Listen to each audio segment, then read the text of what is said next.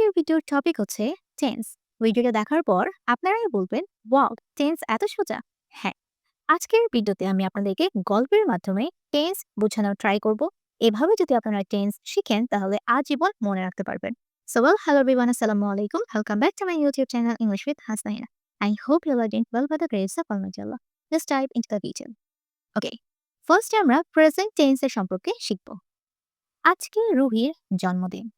আজকে রুহির জন্মদিন। এটা কোন ধরনের স্টেটমেন্ট? এটা হচ্ছে জেনারেল ট্রুথ। আমরা যখন জেনারেল ট্রুথ অথবা ইউনিভার্সাল ট্রুথ অথবা আমার ডেইলি রুটিন নিয়ে কথা বলি, তখন আমরা প্রেজেন্ট সিম্পল এ সেন্টেন্সটা বলে থাকি। তাহলে আজকে রুহির জন্মদিন, তাই আমরা সিম্পলি বলতে পারি টুডে। আজকে, টুডে ইজ রুহিস বার্থডে। রুহির জন্মদিন, এটার জন্য কি হবে? অ্যাপোস্ট্রফি দিয়ে এস, রুহিস বার্থডে। বার্থডে, আজকে রুহির জন্মদিন। আমরা সাধারণত প্রেজেন্ট সিম্পল টেন্সে সাবজেক্ট, ভার্বের base form and then object ব্যবহার করি। যখন সাবজেক্ট থাকে থার্ড পারসন সিঙ্গুলার, তখন ভার্বের সাথে অতিরিক্ত এস বা ইএস যুক্ত করি। সে নিজের জন্য কেক বানাতে ব্যস্ত। সে নিজের জন্য কেক বানাতে ব্যস্ত। সে এখন তাহলে কি করছে? কেক বানাচ্ছে। তাহলে বর্তমানে আমি যে কাজ করছি এটা হচ্ছে প্রেজেন্ট কন্টিনিউয়াস টেন্স। কোনো কাজ বর্তমানে চলছে, এরকম যখন আমরা বুঝাই তখন সেটা কি? Continuous tense. সে নিজের জন্য কেক বানাচ্ছে, তাহলে সে কেক বানাতে ব্যস্ত। কিভাবে বলতে পারি? She is, she is busy. সে ব্যস্ত। She is busy. কিসে ব্যস্ত? বানাতে, মেকিং। এখন বলতে পারেন এখানে মেকিং কেন হচ্ছে?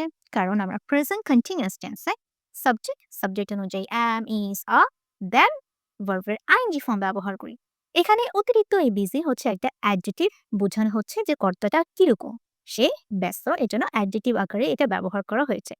She is busy making. She is making or she is busy making. কিসে making? She is busy making the cake. কি বানাতে ব্যস্ত? কেক। তাহলে কি হবে? দ্য কেক ফর হারসেলফ, নিজের জন্য, ফর হারসেলফ। ওকে? সে ২ ঘন্টা ধরে কেক বানাচ্ছে। ২ ঘন্টা। কোনো কাজ অতীতে শুরু হয়েছে এবং বর্তমানে চলমান আছে। ২ ঘন্টা আগে সে কেক বানানো শুরু করেছিল এবং বর্তমানেও সে কেক বানাচ্ছে। তাহলে এটা হয়ে যায় প্রেজেন্ট পারফেক্ট কন্টিনিউয়াস টেন্স। সেক্ষেত্রে আমরা কি করি? দেখেন, শি, শি হ্যাজ বিন। কি হবে? কোনো কাজ চলমান থাকলে হ্যাজ বিন ভার্বের ING. Have been or has been. She has been, she has been making, she has been making cake, or she has been making the cake for 2 hours. For 2 hours. সে ২ ঘন্টা ধরেই cake বানাচ্ছে। তাহলে কোনো কাজ যখন আমরা সময়, টাইম পিরিয়ড উল্লেখ করে দেই যে এই সময় থেকে বা এই সময় ধরে কোনো কাজ চলছে, তখন আমরা has been making or have been making, মানে have been, has been এর পর ভার্বের আইএনজি ফর্ম ব্যবহার করি and then since or for ব্যবহার করি টাইম পিরিয়ডটাকে উল্লেখ করার জন্য। সে এইমাত্র কেক বানানো শেষ করেছে। সবেমাত্র কোনো কাজ হয়েছে, এটার জন্য আমরা প্রেজেন্ট পারফেক্ট টেন্সটা ব্যবহার করি। প্রেজেন্ট পারফেক্ট টেন্স কোনটা? সাবজেক্টের পর আমরা কি করি? হ্যাভ অর হ্যাজ দেন ভার্বের পাস্ট পার্টিসিপল ফর্ম। সেই মাত্র কেক বানানো শেষ করেছে। শি হ্যাজ, এইমাত্র, এটার জন্য এখানে জাস্ট এই অ্যাডভার্বটা ব্যবহার করতে হবে। She has just finished making the cake. এখন আমরা পাস্ট টেন্সের ব্যবহার শিখব। মিনার একটা বাইসাইকেল ছিল। আমার কাছে কোনো কিছু ছিল। তাহলে এটার জন্য আমরা simply subject, verb, object follow করব। তাহলে কি হবে? মিনা। মিনার কাছে একটা বাইসাইকেল ছিল। তাহলে মিনা হ্যাড। ছিল, এটার হ্যাভ মানে কি? আছে। ছিল তাহলে কি হবে? পাস্ট। ওকে, এটা সিম্পল পাস্ট টেন্স, সাবজেক্ট, ভার্বের second form and then object. Meena had a bicycle. তার একটা বাইসাইকেল ছিল। ওকে?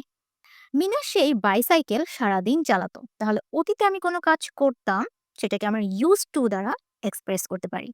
বলতে পারি মিনা, সরি আমি রিনা লিখে ফেলেছি। এখানে কি হবে? Meena. Meena used to, okay? Meena used to ride, Meena used to ride the bicycle all day. Okay? Well, আমি এখানে again ভুল করে ফেলেছি। I am extremely sorry. এখানে কি হবে? all day. Okay, Meena had a bicycle, Meena একটা বাইসাইকেল ছিল, এটা কি পাস্ট সিম্পল টেন্স। ওকে, এই দুটোটাই কিন্তু past simple tense. Past simple কোনটা? যেই কাজটা একদম কমপ্লিটেড, একদম সম্পূর্ণ হয়ে গিয়েছে। এই অর্থ দ্বারা মিনার কাছে একটা বাইসাইকেল ছিল বলতে বোঝানো হচ্ছে এখন আর তার কাছে নেই। ওকে, আচ্ছা, গতকাল সে তার বাইসাইকেল চালাচ্ছিল। গতকাল সেই কাজটা চলছিল, কাজটা চলমান ছিল, তাহলে এটা কি পাস্ট কন্টিনিউয়াস। তাহলে আমরা বলতে পারি ইয়েস্টারডে মানে হচ্ছে গতকাল সে বাইসাইকেল চালাচ্ছিল। she was she was riding, okay, she was riding her bicycle. Subject, then subject অনুযায়ী was, where and then ভার্বের আইএনজি ফর্ম। আচ্ছা, তারপর বাইসাইকেল চালানোর আগে সে ঘর থেকে ভাত খেয়ে বের হয়েছিল। এখানে দেখেন দুটো কাজ, একটা হচ্ছে বাইসাইকেল চালানো আর একটা হচ্ছে ভাত খেয়ে বের হওয়া। তাহলে অতীতে যখন দুটা কাজ সম্পূর্ণ হয় এবং ফার্স্ট কাজকে এক্সপ্রেস করার জন্য আমরা পাস্ট পারফেক্ট টেন্সের ব্যবহার করি। পাস্ট পারফেক্ট টেন্স কোনটা? হ্যাড থাকবে অ্যান্ড ভার্বের পাস্ট পার্টিসিপল ফর্ম থাকবে। ওকে, তাহলে এটাকে আমরা কিভাবে বলবো? বাইসাইকেল চালানোর আগে, তাহলে বিফোর, শর্টে আমরা বলতে পারি before riding, before riding, bike চালানোর আগে। He had he had eaten, okay, he had eaten rice, ভাত খেয়ে বের হয়েছিল এট হোম, ঘর থেকে, তাহলে কি হবে এট হোম। তারপর সে ২ ঘন্টা ধরে বাইসাইকেল চালাচ্ছিল। এখানে দেখেন টাইম পিরিয়ডটা উল্লেখ আছে ২ ঘন্টা ধরে। তাহলে অতীতে কোনো কাজ কোনো সময় ধরে চলমান ছিল, এটাকে বোঝানোর জন্য পাস্ট পারফেক্ট কন্টিনিউয়াস টেন্সে ব্যবহার করতে হয়। তাহলে কি হবে? দেন, তারপর সে কি করলো? শি হ্যাড বিন, ওকে, এখানে কি হবে?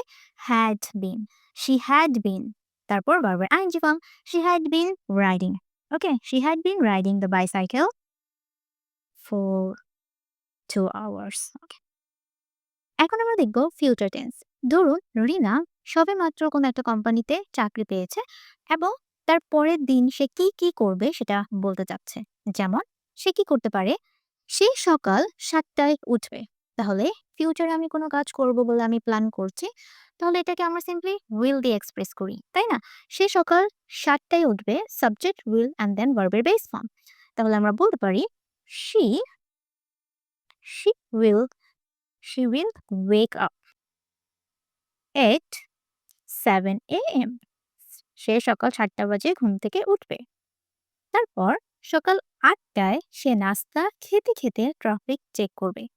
এখন কোনো কাজ আমি কিছুক্ষণ ধরে করতে থাকবো যখন বুঝাই, সেটা হয় ফিউচার কন্টিনিউয়াস।